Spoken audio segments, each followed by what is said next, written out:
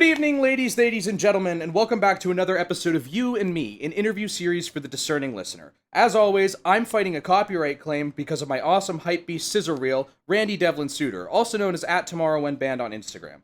Today's guest is a fella I met at the street at the bar next door to my apartment, and an actor from New York City. Ladies and gentlemen, we're so excited to have him. Please welcome actor and total stranger, Andy Rich. Hi. Do us all a favor, tell the audience where you're from, what you do, when you do it, how you do it, where you do it, who you do it with, and why you do it. Oh my God. Okay, so I'm from Leroy, New York originally, but I moved to New York City to pursue a career in acting. I work as an actor. I've been doing it for the past 10 years. The early parts of my career were pretty rough, and right now, it's always easy to reach a goal and then be excited about that, and it never really kind of feels like enough, but I have some things to be proud about, I suppose. I'm happy to be involved in the local film community at all. So what inspires you to act, and to follow up, what is your philosophy of creation? What inspires me to act? I really like the idea of storytelling. You get to make up a story and people have to feel these feelings, and being able to impact a person's life with your art is an incredibly cathartic feeling. It almost is like you matter. Like I mattered for creating a artwork that affected another person's life. So my philosophy of creation revolves around the idea of synthesis, right? As a musician, I listen to music, I like the things that I hear, and so I try to recreate that sound, or I try to recreate an artist's style, and I implement that into my own. So I'm synthesizing what someone else does through my own voice. So what would be some level of synthesis in your acting? Do you have any specific actors that you draw from? Is it from specific works? Where do you get your juice? Well, I don't think I use another actor as inspiration for Sure. when I act. Part of what makes me a decent actor is the fact that when I'm acting, I am feeling those things. It's easy for me to empathize with other people. I'm the worst person to watch a movie with unless you like hearing me sob. It comes down to the fact that I kind of wear my heart on my sleeve. Sure. And so if I can get into a role enough, I can feel the feelings that person would have, which can become dangerous sometimes if you're playing a villain. Mm-hmm. So I don't necessarily play roles that I couldn't play, which is in some ways scary because when I do have to play a violent role or something like that, that's not someone else. That's a me that I don't let out. Sure. You know what I mean? Sure. And you have to grapple with that as an actor. It's very strange if you approach it from my angle. Sure. Okay. That's interesting. I've never thought about it in that way. That's really neat, because some people say that acting is just lying. Some people say that acting is a way to work through their own feelings, but I've never heard it sort of framed as different facets of personality sort of speaking through. That's really neat. What is one piece of advice that you would share to anyone who's starting out in some kind of artistic pursuit? I would say don't let that pursuit destroy your joy. Chasing a dream sometimes, as a painter or a dancer, you can become fully engulfed by this passion, and you should have that ability in today's society. I believe that people, if they were left to their own devices, would create amazing things.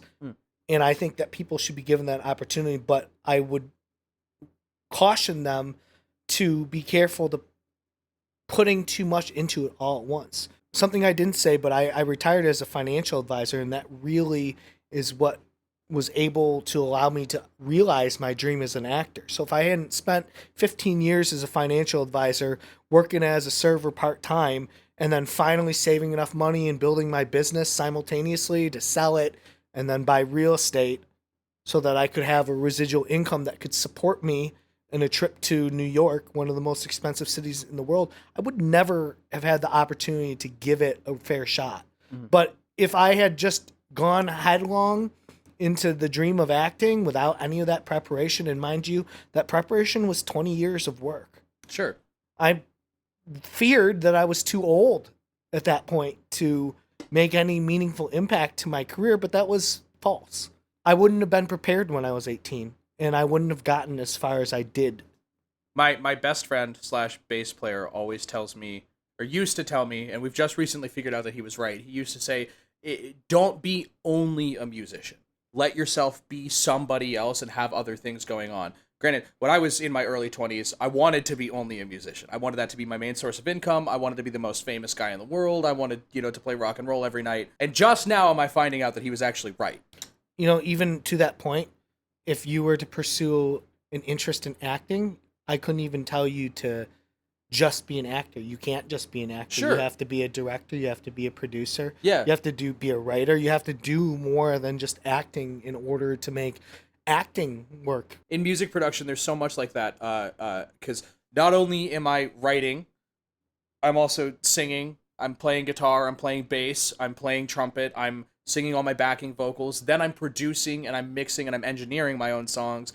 Then I'm doing all the graphic work and the promotions, and one day I'm going to be doing music video work for the old. Like I think a lot of artistic and creative pursuits, when you start, you have to wear every hat possible until you meet people who are going to be a good crew or a good team to help you escape the hats, so to speak. So that's, I think, a great piece of advice. This program started out as a music interview show, and lately I've had a lot of other people than just musicians on here, but I read online that you have experience in music, also that you have experience in trumpet, which I play trumpet. So tell me a little bit about your experience in music and sort of where that started. Well, I've always been interested in music, more performing it than listening to it because I'm like weird. Originally, when I was in high school, my goal was to go to be a music teacher. And obviously at that time, I'm maybe dating myself here, but when I graduated from college, it was like 2009. So that was the collapse of the financial market. Oh, sure. And there were no more teachers really being hired. Yeah. You know what I mean? Like, yeah. I've always kept being a musician as a hobby, and that's what's allowed me to enjoy it. So I can go to karaoke and have a good time. Sure. No, I understand that. I think karaoke and I have an interesting relationship because I already perform music. Like, I sing on stage in 2 different bands. I think that karaoke is a space for other people to sing, and it's not a space for me to sing. No, you can sing in a... But I already have my spot. The point is to have fun, like, with your friends. And if and everybody wants to hear a great performance every now and again. Like, would that mean that I am not able to enjoy karaoke because I can sing well? Well, yeah, I know, I understand. But, like, Yes, it's to have a great time. A private karaoke booth is different than bar karaoke. If me and a handful of friends were going to sing karaoke at a specific place, that's like, then I will do that because I'm engaging like with my friends. If I'm at a bar, I already have so many avenues through which I force people to listen to me. Make sure you subscribe on YouTube. Make sure you follow me on Instagram and follow Andy and subscribe to him on YouTube. I already have so many avenues where I force people to listen to me. I don't think karaoke needs to be another one for me. That's my philosophy on karaoke. No, that's fair. That is fair. I could understand that point of view. What is one thing that you wish you could tell people about yourself that you never really get the chance to say? Boy.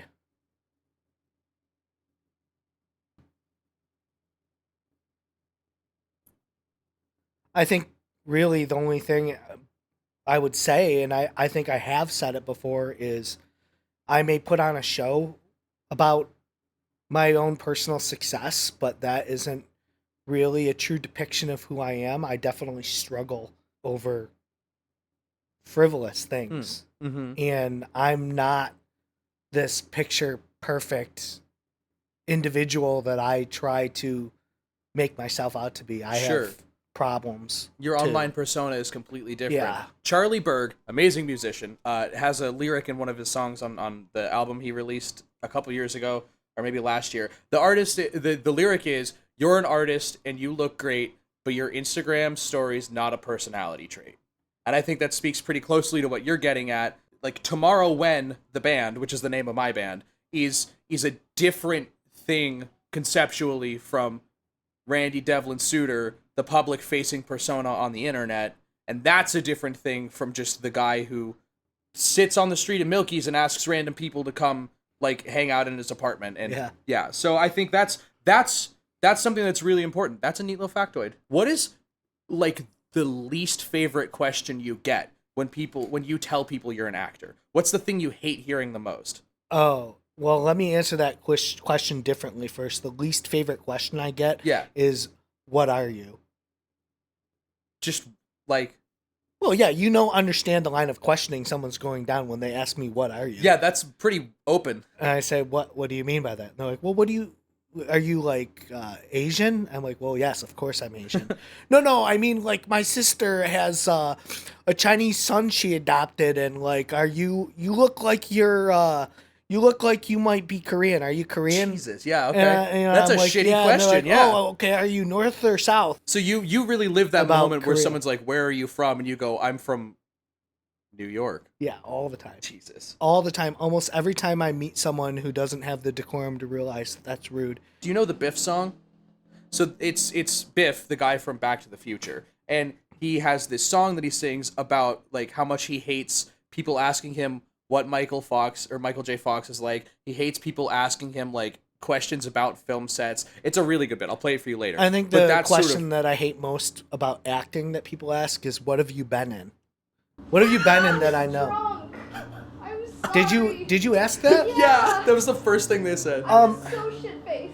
No, it's okay. Like, people naturally, that's your first question that you would ask if you met an actor. Like, oh my God, what have you been in? But here's the reason why I don't like that question. It's because, like, I've been in a lot of things, and it's hard to quantify what I've been in because I haven't really been in anything that people probably know. I've been in a lot of high-profile commercials. Like, I have a Super Bowl commercial. Sure. I've done all this work, and I've been in pretty great roles, like that Shutter role. Yeah. But, like, that hasn't created fame for me. So, like, I always have to say, I was in A Quiet Place 2. And people are like, oh, I know that. And I'm like, yeah, I was just the background guy running across the scene. Because the question they're asking is not, what have you been in? They're always asking, what have you been in that I would recognize you from? Because the world exists entirely in regards to me and not to anyone else. Right. And then that problem, like that question in itself forces me to have to talk about myself. Yeah. And I don't really like to be like, oh, well, what have I been in? Yeah.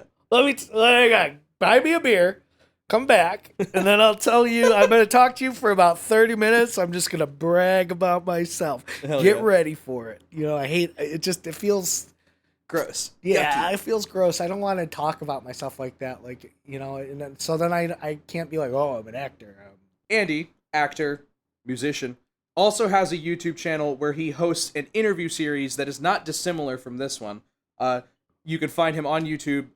The handle is I am Andy Rich. I'll put the little thing with the subscribe thing down here as I say that. Nice. It'll be right here, and then I'll make it follow my hands. I'm going to make so much work for you later, dude. Fuck you. What made you want to make content on YouTube, and what made you want to interview people? I wanted to make content on YouTube because I needed to be doing more than just auditioning in New York. So I started that channel when I moved to New York, and it was the middle of the writer's strike.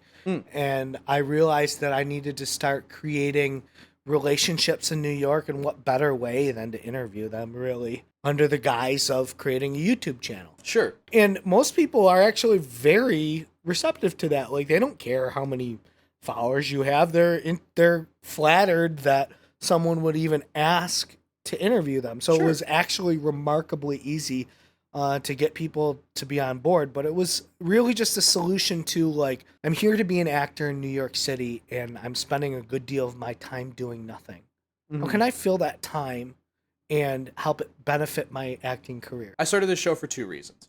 One, I wanted to add numbers, like I was saying earlier, before the cameras were. I wanted to add numbers together, and your followers plus my followers equals more followers. And then two was because I was interviewed by a guy who was like really afraid to insult me. It wasn't like, you're a piece of shit. He was trying to say that I wasn't the best music producer, which is like objectively true, because I'm an amateur, and no matter how much money I spend on equipment, I will always be an amateur. So he was dancing around the bush trying to figure out how to say that. And I had to say to him, I was like, dude, you can just fucking say it. Like, I don't want you to sit here and blow smoke up my ass and just let me like waffle on about something that clearly I know nothing about. Why would a guy interview you so that he could say that about you? I don't understand why he would have you as a guest in the first place, just Because so he could do that. In my opinion, everything that we do as artists, as creators, as whatever, has this level of like pretentiousness to it. Comparative in nature. Yeah. It's almost like, I think in lofty concepts about creation. One of the first questions I asked you was, what is your philosophy of creation? That's like such a douchey thing to say. And so I think that like real good artists should be able to have open and honest conversations about what they do. So I would want someone who's interviewing me to say, hey, you have really interesting decisions that you've made that sometimes don't line up with the standard expectation for what music production should sound like. That's a good way to say you're a bad producer without dancing around it and trying to tiptoe, right? Yeah, it sounds like he was trying to differentiate the differences between you by highlighting your flaws in order to make himself more credible. So, like, I was like, you can just say I'm a bad producer. I said that to him. I was like, you can just say I'm not good at production. That made me want to do this interview show. Well, what did he say to that? I mean, he was just like, no, that's not what I'm trying to say. And I was like, just joking, man. I'm Yeah. just joking. Can't you take a joke? basically, I started this show because I wanted artists to be honest about what they did and open and just sort of not be pretentious, not be shitty, not be lofty. You know, I wanted to be people. I think it's commendable that you do an interview show. I would love to see episodes in Buffalo. And if you're watching, you should go check it out. Once again, that is I Am Andy Rich on YouTube. Maybe Subscribe. I will. Maybe I will. Maybe this is the inspiration I need. Man. Good evening, and welcome back to another spooky episode of Boo and Me, an interview series for the alarmed victim. As always, I'm a ghost with no skin, bony Devlin-Souter, and today's guest is a thespian and poltergeist from New York City, Andy Rich. Andy, tell me, do you have any fears I should know about? Well, I guess, what did you do with Randy? Let's just say he's boned up this production. Is boned up good? Let's move on to the questions. Okay. All right, sorry. Did you know that 1 in 6 guests has worms crawling under their skin? No. That seems like a good percentage, though. It's a spooky fact for spooky episodes. Have you been in any spooky movies? Actually, yeah, I have. One of the first spooky movies I was ever in was a Halloween thriller that got removed from YouTube, unfortunately, because it was so good. It got 30 million views, and the people who owned Halloween were like, hey, respectfully, would you mind taking this down? Your work is a little too good. That's actually pretty fucking cool. Yeah, it was really weird. But since then, they've gone on to produce their own series called Serial. It's just been signed for a Shudder original, and I am in season 3, episode 1. I'm the star on Shudder. Maybe now. Wait, maybe now. That's amazing. Now I have another question. What do you think of my bones? Well, they're very white Thank you. I think. and very hard, for sure. Jesus Christ. Did you know you had bones inside you? No, but I wish I had more. What's your favorite kind of bone? Raccoon penis. I don't know if you knew this, but raccoons have a bone in their penis to support the fucking. That's what we call a spooky Halloween fact. It says in my notes that your phone number is Is that right? Okay, It is right, but you mixed up the last 2 digits. Shit. That's fine. So no. Oh God, that's on camera now. Fuck. Is that bad? I'm gonna get fucking doxxed, bro. Yeah. On August 22nd, 2019, you said, I have a disability that causes me to lose my car keys in my fridge. what did you mean by this? Have you seen my car keys? No, I'm a skeleton. Is it okay if I check your fridge? Go look. 'Cause they- I don't have a fridge. I live in cold storage 6 feet under the ground. There's other people that lose their keys in their fridge, not just me. Okay, just me? Let this be a lesson, folks. There's nothing spooky about losing your keys. The only thing that's scary is...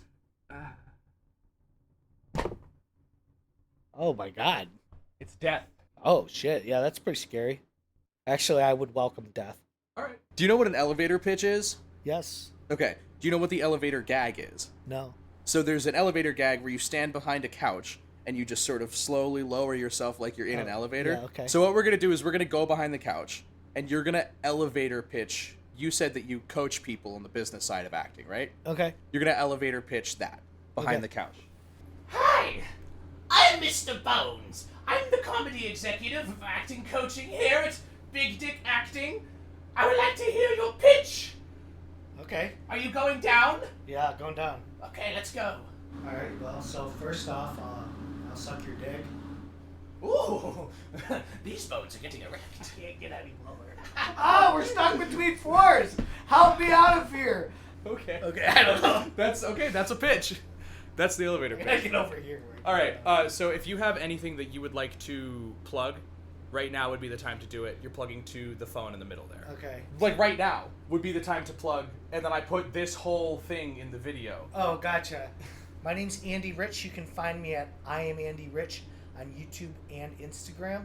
And you can find some of the films I've made at Shut Up Mom. I'm making a film on YouTube. Okay, hell yeah. Well, Andy, thank you so much for being on. We're gonna cut and we're gonna go do something else after this that's music related, I'm told. Yes? Alright, and as I always say every time, happy Halloween. Hi, I'm Randy, Hi, I'm Andy. and this is an improvised, jammy song. Sure. Okay.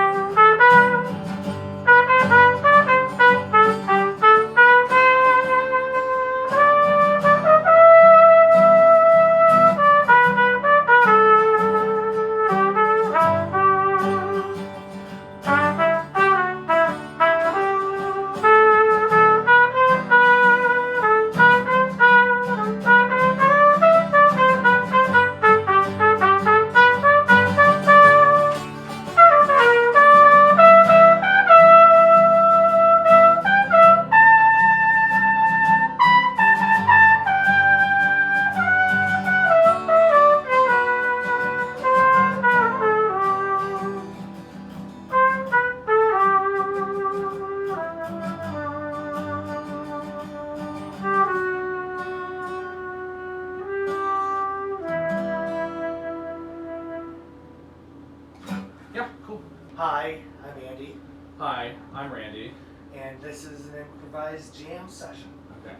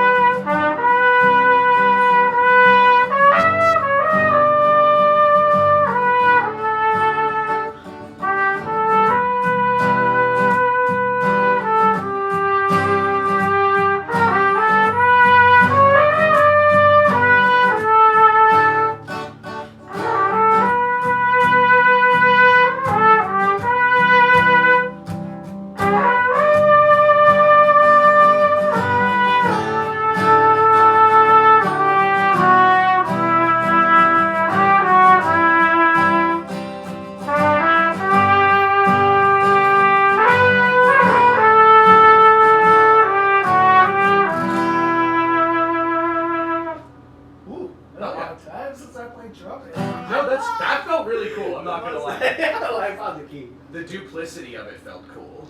So you're gonna coach me on a commercial. Sure. Is what we're doing? Yeah.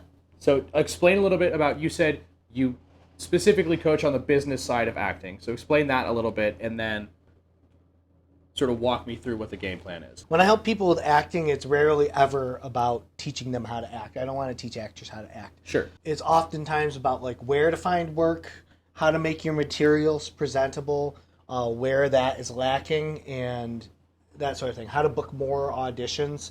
Okay. Things about your camera setup that need to be adjusted so that you are taken seriously. Mostly that area. But I do some coaching as far as like auditions go. Like I will give feedback if asked. It's just not really what I want to do. Sure. I don't really like to give acting advice because it's so circumstantial and so personal. Sure. You know? Okay. Yeah. So you let the actor do their craft, and then you take care of the logistics. Is sort of your angle. Yeah, like if they're a great performer, then they really shouldn't have any problem being booked. So then the question lies is, well, why aren't you being booked? Sure. Are you not applying to enough jobs, or are your auditions lacking something, Mm-hmm. or do you need a new reel, or is it your headshots? Like, Okay. what is the problem? Okay. Sweet. Then what is it that you've brought today for the show now today? Well, I've brought you a little commercial audition, and I think it'd be cool for you to read it because it'd be interesting to see your take, and then I can make some small adjustments. Sure.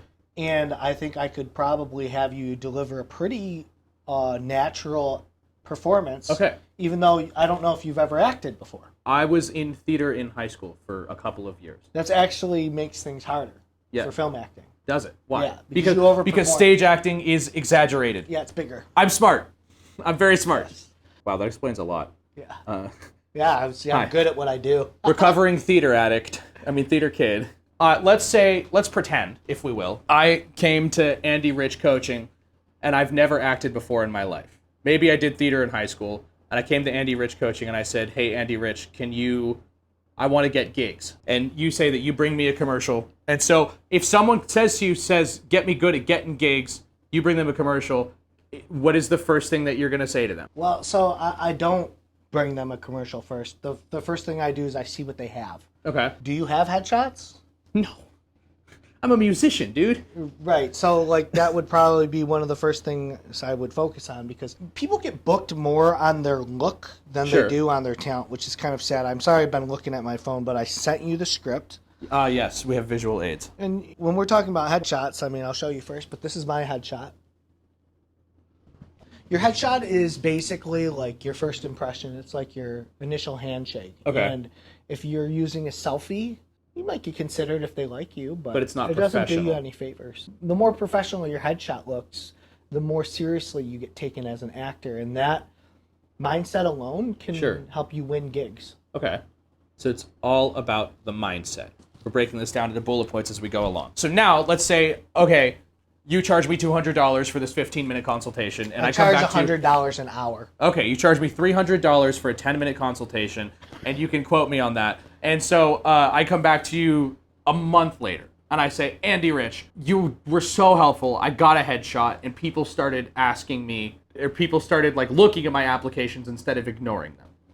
What's the next step? Well, I would say then the next step is to increase the amount of auditions you're doing. I don't know what it is about new actors, but they think that it's just going to start coming to you. Sure. Now, there's a lot of resources even locally to find local gigs, jobs that you, even with a terrible headshot, could be applying for now. Okay. Is that good for you? Probably not terrible. The experience of doing the interview, of doing the audition really doesn't help. So the next step I focus on is getting reps in, as many auditions as possible, getting called back to even do an audition. Because you have to submit, and then they have to say, we want to see your audition first. Okay. So the first step is being wanted to be seen. The second step is making what's seen powerful. Okay. So then that would be like, well, where's your lighting? Yeah, so how can we make more flattering lighting? Uh-huh. What about a background? Do you have a plain background that you can stand in front of that's not distracting? So then the next thing we really focus on is fixing your setup for your auditions. Yes. How's the sound? Do you have access to microphones that don't sound like garbage? you're piecing it all together for these people. Okay, that's dope. Okay. See, $100 an hour sounds like a lot, but Super doesn't. In 1 hour, I save that person 20 hours. Oh, sure. Or 20 years. No, that sounds like floundering. that sounds pretty for someone who has to, like, because I dropped out of college. So my rate is based on, like, my proficiency, right? For someone who's gone to school, that sounds like a completely reasonable rate, $100 an hour. So I've got great lighting, a sexy headshot. I'm getting a million callbacks from casting couches across America. Where do you go from here? Or is there nowhere else to go? You say, I've done my service and I'm finished. Well, the next step is if you're getting callbacks for auditions, not callbacks for audition, that's another thing, but if you're getting auditions, you should be booking work. The next goal would be to start booking work that you can use to create a reel. Once you have a reel and a resume showing things that you've done, after that, it's looking for an agent. Now, you can look for an agent sooner. It's just a lot easier to do it when you're prepared. Sure. Matter of fact, I found representation far before I should have been getting gigs. And honestly, and a lot of reason for that is because I would naturally okay at acting, but more so because my look is desired for a lot of commercial work. They're looking to typecast me as that Asian guy, and in this area, there aren't a ton of that. Asian guy. I leaned into what I felt was my typecast because you can't spell typecast without cast. Sure. That's the thing. I leaned into what I felt my typecast was so I could book work, and then I used that work to start branching out into more graceful roles. So that sounds like a pretty comprehensive sort of view of what you do. And you brought this commercial script. I read it. It seems it's quick. So you said that you don't give people advice on their acting. I don't typically want to. Sure. So if I was going to do like an audition feedback, that's $20 flat. You send me the audition, I tell you what I think about it. Okay. I'm going to do this. I'll do this raw. No, do it is to the best of your ability. Yeah, that's what I mean. Is I'm just going to like pretend I am in this commercial. I'm not going to say the brand. I'll make up a fake. I'll Greek it on the spot, as they say. But I will do this to the best of my ability. And then I think what would be an interesting comparison. Now I have to think about. I have to give it like a genuine try. Okay, so your spot's going to be right there facing forward. Yeah. So we always look better from a downward angle. Sure, so we don't see my massive, disgusting double chin. Now I have to... See, because it's like... Okay. Fuck. This is hard, because now I'm like thinking about it. I'm thinking about actually trying it instead of just doing a bit. Don't think about it. Just do it, and remember that more natural is better. Sure. Okay. Just be yourself. What makes you cool is your attitude. Be yourself. It's not how your hair is cut, it's not the clothes you wear, and it's not what you drink. Or is it? Pepis. The choice of a new generation. That was actually really great. Did it? Was it? Because it felt contrived. So let's do some things different. So stand in your place. Okay. I want you to take your phone. I want you to hold it directly in front of you like this. This is why they buy the wireless ones, huh? Yeah. But it was $10. Who cares? Okay, just like this. Just have it at me. Okay, watch this. Ready? Mm-hmm. Make it flatter. Look at it so you can still read it. Uh-huh. And then raise it until I say. Stop. Go down about a little bit more, just a hair. Right there. Okay. So now that's out of frame. Now, instead of looking at phone, I just want you to... Just like this? Glance down. Okay. You can move your head a little bit, but if you're going to refer to your script, make it be a thoughtful moment. Okay. And what I want you to do is get your line. Okay, what makes you cool is your attitude. Be yourself. Lock eyes with the camera. What makes you cool is your attitude. Be yourself. Okay. And then when you go to your next line, finish it first, looking at the camera, and then refer back to your script. It's not how your hair cuts. It's not the clothes you wear. It's not what you drink. Okay. It's not the clothes you wear. It's not the... Sorry. Don't do that. It's not how your hair cut. Okay. It's not the clothes you wear. It's not what you drink. Where is it? Before you talk and before you look down, be with the camera. Sure. Eyes on the camera. So get your line, look at the camera, deliver. And deliver the whole line before you break eye contact to get your next line. Okay. And then just be natural. Treat this like you're talking to someone you know and care about. I would never talk to someone I know and care about a brand. I understand I hate that. brands. Pretend this Sure. is a conversation you're having with. Right. Act. Like, you're Oh my god. Wait, that's the point. We're acting. Yeah. Okay. Why don't you give it again and then give me like I'm pretty cool dude. I got it going on and Okay. and I like you. You're a cool person. I'm trying to like I'm friendly with you. And Okay. then give it another go. Be nice and natural and do what I said with the looking at your script. What makes you cool is your attitude. Be yourself. It's not how you cut your hair. It's not the clothes you wear, and it's not what you choose to drink. Or is it? Pepis. The choice of a new generation. See? Very good. Now the only difference I would do, and I'll just come do it now. Yeah, we can trade. You don't want to come off as a salesperson. See? But that's what I feel like I'm doing. What makes you cool? Well, hang on, let me do this again. Now we're thinking about Sorry. things. What makes you cool is your attitude. Be yourself. It's not how your hair is cut. It's not the clothes you wear. And it's not what you drink. Where is it? Pepis, the choice of a new generation. See, that feels like a commercial. So here's the only real difference I did, and I didn't really do a great job of knowing the lines because I had to refer to it a bunch of times. Sure. You know? But the point is, as you say, just let me know if I'm still framed properly. Yeah, you put your phone down a little bit more. Okay. And you're good. So I get my line, I look at the camera, and I connect. Mm-hmm. What makes you cool isn't your attitude. And see, and I looked down before. So what makes you cool isn't your attitude. Be yourself. It's not how your hair is cut. And it's not the clothes that you wear.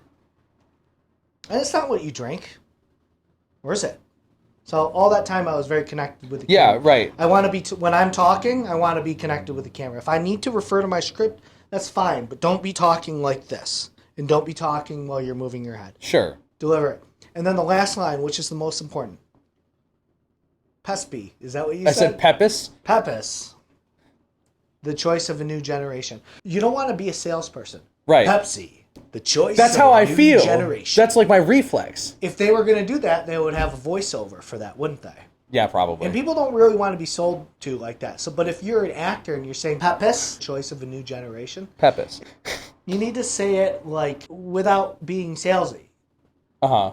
Pepis, the choice of a new generation. Because I'm thinking to myself, like, I'm thinking of, you know the one where it's, the quote, it's, I like my Skechers, but I love my Prada backpack. Or that quote, there's like a voice, there's a cadence, there's like an ad cadence that It's people kind of have. like a newscaster. Yeah. So, the best way to be a very natural actor is to avoid that. Because- people don't really want to be advertised to. Like, if in this type of ad nowadays, Yeah.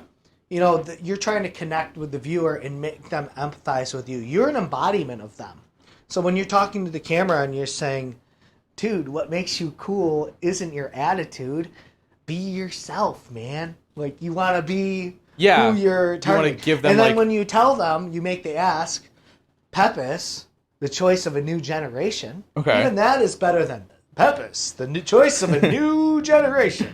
Yeah. You aren't trying to sell them. You're just trying to say, hey, look, it's not what you drink. Or is it? Pepis, the choice of a new generation. It feels natural. It feels... This is like the conclusion of your statement. Okay, yeah. Yeah, or I bring it up at the end, so it's kind of like a question. Right. Pepis, the choice of a new generation. But when you don't phrase it like that, you say Pepis, the choice of a new generation. You see how it comes up Yes, slightly? you lift it a little bit and... Pepis, the Pepis. choice of a new generation. If you come up a little bit, it makes it feel a little more natural. Okay. We're going to let Mr. Bones do one. And then I think that'll wrap it up. Okay, then you can read off screen then. And just Yeah. hold them on screen. I feel like this pretty competently displays you as an actor. Do Thank you you. agree? Yeah. Okay. Let me know is he in frame? Yeah. Am I out of frame? Yeah. Okay, good. Okay, your hand's in frame, but obviously. That's fine. Here. Okay. It's perfect. Okay. Ready? Yep. Mr. Bones. What makes you cool is your bones. Be yourself. It's not how your bones are colored. It's not the bones you have. And it's not what you bones. Or is it? Bones! The choice of a new generation. Oh my god. All right. We taught Mr. Bones how to act. All right. So Are we ready to wrap or cut? yeah, I'd say that's a wrap. We already did our outro. We don't need to do a second outro. That's how music goes, kids.